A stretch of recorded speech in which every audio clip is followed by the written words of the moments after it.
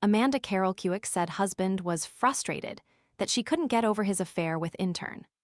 Mandy Karolkiewicz revealed her husband, Kristopher Karolkiewicz, had grown frustrated with her because she was unable to get over his affair with an intern 2 years before he killed her and their 6 kids in an apparent murder-suicide. In a 2024 post featured in the subreddit AsOneAfterInfidelity, Mandy, 39, admitted she was frustrated that her husband's affair still made her angry mad despite it happening years earlier.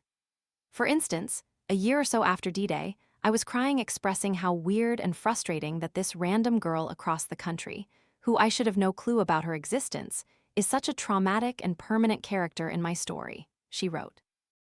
She added that Kristopher, 47, was frustrated, and she was letting her have that power in my life, and that she should not let the woman he had an affair with have that place in my life. Fruit flies taking over your kitchen? This discreet plug-in trap uses light to attract flying insects, then captures them on a replaceable adhesive cartridge, without noisy zapping or messy sprays. Want to get the best verified deal and see full details? Visit grabdeal.us/one right now. No, you should not have given her that place in my story, Mandy continued.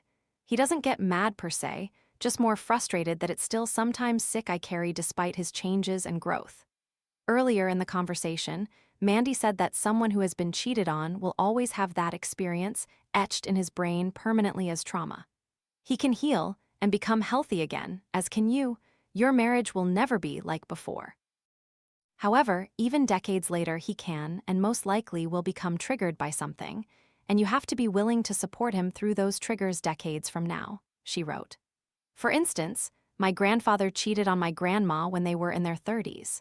40 years later, she would still have an occasional trigger where she'd be angry and hurt, and she'd have to move through it with his support. You have GOT to be willing to be there and still hear about this pain for the rest of your life.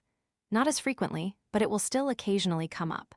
Mandy went on to say that safety after betrayal looks much different than safety before.